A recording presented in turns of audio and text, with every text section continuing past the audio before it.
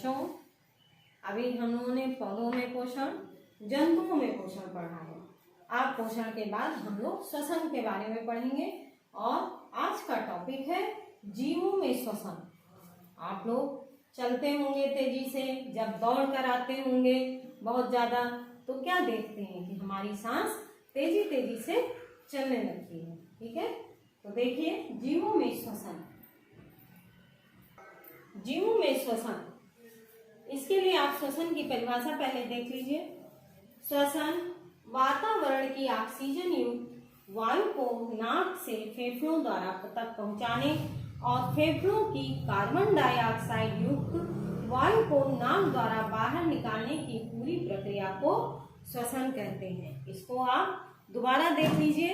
वातावरण की ऑक्सीजन युक्त वायु को नाक से फेफड़ों तक पहुंचाना और फेफड़ों की कार्बन डाइऑक्साइड युक्त वायु को नाक के द्वारा बाहर निकालने की पूरी प्रक्रिया को श्वसन कहते हैं। ठीक है, अब इसमें जो हमें टॉपिक पढ़ने थे वो साइड में लिखे हुए हैं। इसके बाद श्वसन को हमने बताया दो प्रकार का होता है, वायवीय श्वसन और अवायवीय श्वसन। इसकी परिभाषा आपको बाद में इसी चैप्टर में मिलेगी। ठीक है, तो अब हमें ये जानना आवश्यक हो जाता है कि शरीर में ऑक्सीजन युक्त वायु को अंदर लेना और कार्बन डाइऑक्साइड युक्त वायु को बाहर निकालना क्या कहलाता है ना। ऑक्सीजन से युक्त वायु को शरीर के अंदर लेना अंतर श्वसन और कार्बन डाइऑक्साइड युक्त वायु को बाहर निकालना उच्छ्वसन कहलाता है। ये परिभाषाएं आप बहुत जरूरी है देखना कि अंदर लेने को अंतर श्वसन, बाहर निकालने की क्रिया को उच्छ्वसन कहते हैं। और सांस जो है हमारी जिंदगी में या जीवन में चलने वाली एक सतत प्रक्रिया है। ये प्रत्येक जीवित प्राणी में जीवन पर्यंत चलती रहती है। कोई व्यक्ति 1 मिनट में जितनी बार श्वसन करता है वह उसकी श्वसन दर की भी परिभाषा निकल कर आ गई यहाँ पर कि वह कोई व्यक्ति जब 1 मिनट में जितनी बार श्वसन करता है वह उसकी श्वसन दर कहलाती है। एक स्वस्थ व्यक्ति विश्राम अवस्था में 1 मिनट में 15 से 18 बार सांस लेता है। ये भी एक पॉइंट है आपका कि एक स्वस्थ व्यक्ति जो है कितनी बार सांस लेता है। ये आपका ये क्वेश्चन छोटे वाले में जो ऑब्जेक्टिव टाइप क्वेश्चन होते हैं उसमें आ जाता है और बड़े बड़े कंपटीशन में भी आता है। सांस लेता है और बाहर निकालता है। व्यायाम करने पर यही श्वसन की दर, जैसे शुरू में बताया, जब आप तेज दौड़ते हैं, भागते हैं या व्यायाम करते हैं तो आपकी सांस लेने की दर बढ़ जाती है। वो लगभग 25 पर मिनट हो जाती है, यानी 1 मिनट में 25 बार। ठीक, इसका कोई मीटर भी होता होगा सांस को नापने का, तो हमें सांस की दर जो नापी जाती है, श्वसन की दर, वो स्पाइरोमीटर नामक यंत्र के द्वारा नापी जाती है। किसके द्वारा? स्पाइरोमीटर नामक यंत्र के द्वारा सांस लेने की दर नापी जाती है। हो गया। अब यहाँ पर आता है श्वसन की आवश्यकता। कभी विचार किया है हमें श्वसन की क्यों आवश्यकता पड़ती है और कैसे हम लेते हैं? तो इसके लिए सांस लेने के लिए ऑक्सीजन कहाँ से आती है, इसका जब हमने प्रश्न विचार किया तो पता चला प्रकाश संश्लेषण क्रिया में ऑक्सीजन मुक्त होती है और वही ऑक्सीजन हम सांस में लेते हैं, कार्बन डाइऑक्साइड बाहर निकालते हैं, जिसका उपयोग पौधे प्रकाश संश्लेषण की क्रिया में करते हैं। इसके पहले जो हमने पौधों में पोषण पढ़ाया है उसमें प्रकाश संश्लेषण की क्रिया के बारे में विस्तार से बताया था। प्रकाश संश्लेषण की क्रिया पौधे कैसे करते हैं, अपना भोजन कैसे बनाते हैं ना। फिर यह निरंतरता बनी रहती है। ऑक्सीजन हम लेते हैं, कार्बन डाइऑक्साइड गैस निकालते हैं और कार्बन डाइऑक्साइड गैस का पौधे अपना भोजन बनाने में उपयोग करते हैं। ठीक, अगला है कोशिका में भोजन के विखंडन के प्रक्रिया में ऊर्जा मुक्त होती है, इसे हम कोशिकीय श्वसन कहते हैं। ये देख लीजिए आप, कोशिकीय श्वसन की परिभाषा जो आई है, कोशिकीय श्वसन कहते हैं। सभी जीवों में कोशिकीय श्वसन होता है। कोशिका के अंदर भोजन यानी ग्लूकोज ऑक्सीजन का उपयोग करके CO2 और जल में विखंडित हो जाता है। जब ग्लूकोज का विखंडन ऑक्सीजन के उपयोग द्वारा होता है, यहाँ पर हमने बताया था आपको वायवीय श्वसन की परिभाषा बताएंगे, तो जब ऑक्सीजन की उपस्थिति में है तो वह वायवीय श्वसन है, और जब ऑक्सीजन की अनुपस्थिति में भोजन का विखंडन होता है तो वह अवायवीय श्वसन कहलाता है। इसमें 3 तरह के हमने समीकरण या समझाने की कोशिश की है। ग्लूकोज, ऑक्सीजन की उपस्थिति में कार्बन डाइऑक्साइड, जल और ऊर्जा। ये कौन सा है? O2 की उपस्थिति है यहाँ पर, तो क्या है ये? वायवीय श्वसन हो गया। अगला है ग्लूकोज, जब ऑक्सीजन की अनुपस्थिति में तो क्या बनाता? एल्कोहल प्लस कार्बन डाइऑक्साइड और प्लस ऊर्जा। तो अवायवीय श्वसन होता किसमें है? ईस्ट, एक कोश की जीव है जिसमें अवायवीय रूप से श्वसन ये करते हैं। ठीक है, और इससे जो एल्कोहल जो है इससे शराब वगैरह भी बनती है। ग्लूकोज ये है, अगर आप थक कर आते हैं, बहुत तेजी से दौड़ करके आते हैं या रनअप, तो आपका क्या होता है? सांस की दर बढ़ जाती है, आपकी मांसपेशियों में भी कभी कभी ऐंठन शुरू हो जाती है।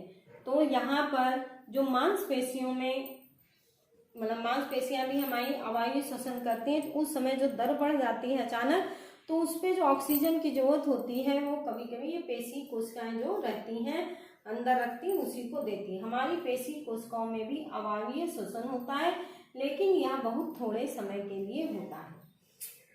इसका है ग्लूकोज पेशी कोशिकाओं में O2 की अनुपस्थिति में क्या है? लैक्टिक अम्ल प्लस ऊर्जा। तो जब हम तेज दौड़ते हैं तो ऑक्सीजन की आवश्यकता अधिक होती है, तब पेशी कोशिकाएं हमें अतिरिक्त मांग को पूरा कर देती हैं, है ना। ये आपको इतने में समझ में आएगा श्वसन क्या है, अवायवीय श्वसन क्या है, वायवीय श्वसन क्या है, और हमें श्वसन की आवश्यकता कैसे है किस। अगला आता है मानव का श्वसन अंग। मानव का श्वसन अंग, मनुष्य का श्वसन अंग में निम्नलिखित अंग शामिल होते हैं। अंगों के नाम है नासाद्वार, नासागुहा, ग्रसनी, श्वास नली और फेफड़े। ये सारे अंगों को हमने इस चित्र के माध्यम से बताने की कोशिश की है। ठीक, इसमें सारे अंग बने हुए हैं। अब नासाद्वार, जो हमारी नाक होती है, उभरी हुई संरचना नासिका होती है। नासिका के आसपास 2 छिद्र होते हैं जिन्हें हम नासाद्वार कहते हैं, इसे आप देख सकते हैं। ठीक, अब नासा गुहा, नासिका की गुहा को नासा गुहा कहते हैं। वही छिद्र जो अंदर जाकर के एक गुहा जैसी संरचना बनाते हैं उसे हम नासा गुहा कहते हैं। इसकी दीवारों पर बाल एवं श्लेष्म ग्रंथियां होती हैं। आपने महसूस किया होगा नाक के अंदर छोटे छोटे बाल और चिकनाई यानी श्लेष्म पदार्थ पाया जाता है, जिससे जो चिकना पदार्थ होता है वो हमें हवा के द्वारा जो बैक्टीरिया या कोई धूल के कण जाते हैं वो वहीं पर चिपक जाते हैं। श्लेष्म ग्रसनी, ग्रसनी हमारी नली के पास जाती है। पीछे की ओर लंबी नलीनुमा संरचना है जिसे हम ग्रसनी कहते हैं। ठीक है, ग्रसनी ये यहाँ पर देखिए श्वास नली, ये पतली सी ग्रसनी है। और ग्रसनी के ही बगल में छल्लेदार जो संरचना होती है उसे हम श्वास नली भी कहते हैं। श्वास नली नलिका जैसी संरचना होती है जो 2 शाखाओं में बढ़ जाती, जिसे हम श्वसनिकाएं कहते हैं। और ये श्वसनिकाएं ही फेफड़े में जाकर के हवा यानी ऑक्सीजन देती है, फिर वहीं से हमें कार्बन डाइऑक्साइड बाहर निकलता है। तो इस चित्र के माध्यम से आपने जानने की कोशिश की है कि हम सांस कैसे लेते हैं। श्वसन प्रक्रिया देख लीजिए। अंतः श्वसन में ली गई ऑक्सीजन युक्त वायु नासाद्वार से होकर नासा गुहा में प्रवेश करती है, और नासा गुहा से होते हुए वायु ग्रसनी में पहुंचती है, और ग्रसनी से होते हुए वायु श्वास नली की दोनों शाखाओं द्वारा दोनों दाएं और बाएं फेफड़ों में जाती है। नासाद्वार एक ये आपको एरो के द्वारा बताया गया है। देखिए, नासाद्वार, नासा गुहा, ग्रसनी, श्वास नली, श्वसनिका, फेफड़े, ये एरो के द्वारा आपको समझाया गया है। कि कैसे कैसे वायु जाती है। ठीक है, इसमें दो चित्र बनाए गए हैं, दोनों चित्रों को ध्यान से आप देखिए। दोनों चित्रों में एक अंतः श्वसन का है और एक उच्छ्वसन का है। अंतः श्वसन में ये आपका एरो का चिन्ह बना हुआ है, ऑक्सीजन अंदर जा रही है और कार्बन डाइऑक्साइड इसमें इस चित्र में बाहर निकल रही है। तो ये अंतः श्वसन है और ये उच्छ्वसन का है। अंतः श्वसन में पसलियाँ बाहर की ओर, जब हवा अंदर की जाती है ऑक्सीजन तो पसलियाँ फैलती हैं और डायफ्राम हमारा नीचे की ओर भागता है। ठीक, तो इसमें क्या हुआ, हमारे पसलियाँ फैल गई और डायफ्राम खुला, तो ये पसलियाँ बाहर की ओर गति करती है। और इसमें कार्बन डाइऑक्साइड जब बाहर निकलती है तो पसलियाँ अंदर की ओर सिकुड़ती हैं, डायफ्राम भी ऊपर की ओर जाता है। ये आपका अंतः श्वसन और उच्छ्वसन का चित्र है। अगला, इसमें कैसे होता है, फेफड़े वक्ष गुहा में स्थित होते हैं जिसे आधार कौन देता है, या बहुत मुलायम होते हैं, स्पंजी होते हैं, उन्हें डायफ्राम देता है। डायफ्राम अंतः श्वसन में नीचे की ओर गति करता है, आयतन बढ़ जाता है, हवा फेफड़ों के अंदर चली जाती है। उच्छ्वसन के चित्र से आप देख लीजिए, इसका जस्ट उल्टा होता है। यहाँ पर आप देख रहे होंगे एक क्वेश्चन हमने दिया है, ब्रीदिंग और श्वसन यानी श्वास और श्वसन में क्या अंतर है। इसमें दोनों में अंतर, ब्रीदिंग को यह एकांतरिक किया है जो काम दोनों में होती रहती है। श्वसन एक रासायनिक क्रिया है, ग्लूकोज के अणु कार्बन डाइऑक्साइड तथा जल में अपघटित होते हैं और ऊर्जा को मुक्त करते हैं। यह कोशिकाओं के बाहर होने वाली क्रिया है जिसे बाह्य श्वसन भी कहते हैं। यह कोशिकाओं के अंदर होती है, इसीलिए श्वसन को कोशिकीय श्वसन भी कहते हैं। और ब्रीदिंग में क्या होता है, इस क्रिया में ऊर्जा हमारी खर्च होती है और जबकि श्वसन में क्रिया ऊर्जा हमारी मुक्त होती है। तो इसके माध्यम से आपने पढ़ा। एक और पॉइंट है, जब हम दौड़ते और भारी काम करते हैं तो आपकी ऊर्जा खर्च हो जाती है। इस ऊर्जा की पूर्ति के लिए आपको अधिक ऑक्सीजन की आवश्यकता होती है और हाँफते हुए जब मुंह खुल जाता है और मुंह से सांस लेकर अतिरिक्त ऑक्सीजन की आप पूर्ति कर लेते हैं। इन कोशिकाओं में यानी जो पूरी कोशिकाओं का काम या कोशिकीय श्वसन हुआ है, तो जो ऊर्जा मुक्त होती है ये हम अपने पाचन क्रिया, श्वसन क्रिया, उत्सर्जन क्रिया आदि में इसका उपयोग करते हैं, जिसके कारण हम दैनिक कार्य कर पाते हैं। और यह पूरी प्रक्रिया हमारी कोशिकाओं में होती है, जिसके कारण यह कोशिकीय श्वसन होता है। अब आता है क्वेश्चन, हम और अन्य जंतुओं में श्वसन कैसे होता है या उनमें कौन कौन से श्वसन अंग पाए जाते हैं।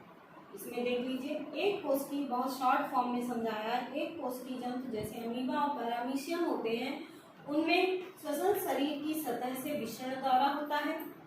बहुकोशिकीय जंतु जैसे केचुआ है, केचुए में श्वसन त्वचा के द्वारा होता है, त्वचा में छोटे छोटे छिद्र होते हैं जिनसे ऑक्सीजन अंदर आती जाती रहती है। काकरोच में एक विशेष प्रकार का अंग होता है जिसे हम श्वास रंध्र कहते हैं। मेढक हमारा उभयचर जंतु है जो स्थल और जल दोनों में रह सकता है, इसलिए उसमें श्वसन के लिए फेफड़े भी पाए जाते हैं और त्वचा, यानी दोनों प्रकार से वह श्वसन कर लेता है। मछली में श्वसन गिल्स के द्वारा होता है जो पानी में उपस्थित ऑक्सीजन को वह लेती रहती है। नेक्स्ट हेडिंग है आपकी पौधों में श्वसन। पौधों में सांस लेने और छोड़ने के लिए जंतुओं की तरह अंग तो नहीं होते हैं, लेकिन इसमें छोटे से छिद्र होते हैं जिन्हें हम स्टोमेटा कहते हैं। जो पत्तियों के नीचे छिद्र पाए जाते हैं उन्हें रंध्र कहते हैं। रंध्र का ये चित्र आपको बनाया गया है और इसमें देखिए द्वार कोशिकाएं हैं, स्टोमेटा है, इस समय स्टोमेटा खुला हुआ है, स्टोमेटा बंद भी हो जाता है। पौधों में सांस लेने और छोड़ने की तरह अंग नहीं बल्कि पत्तियों में सूक्ष्म छिद्र होते हैं जिन्हें हम रंध्र कहते हैं और रंध्रों के द्वारा ही ऑक्सीजन और कार्बन डाइऑक्साइड का विनिमय, ये देखिए यहाँ पर हमने चित्र बनाया है, ऑक्सीजन का विनिमय होता रहता है। पौधों में प्रकाश संश्लेषण की क्रिया होती है जिसमें कार्बन डाइऑक्साइड प्रयुक्त होती है, ऑक्सीजन गैस बाहर निकलती है और दिन में कार्बन डाइऑक्साइड तथा ऑक्सीजन का अनुपात तो बना रहता है, लेकिन श्वसन क्रिया हर समय होती है तो ऑक्सीजन की मात्रा वातावरण में कम हो जाती है। कार्बन डाइऑक्साइड का उपयोग नहीं होने से इसकी मात्रा थोड़ी बढ़ जाती है, क्योंकि रात में प्रकाश संश्लेषण की क्रिया नहीं होती है। तो इस तरह से आपने ये पाठ जीवों का श्वसन वाला पाठ पढ़ा और कोशिश की गई है कि आपको इसमें श्वसन की परिभाषा, अंतः श्वसन, उच्च श्वसन और मनुष्य में श्वसन क्रिया कैसे संपन्न होती है, ये सब बताया गया है। यदि ये आपको पसंद आया है तो इसे लाइक करें और सब्सक्राइब करें। धन्यवाद।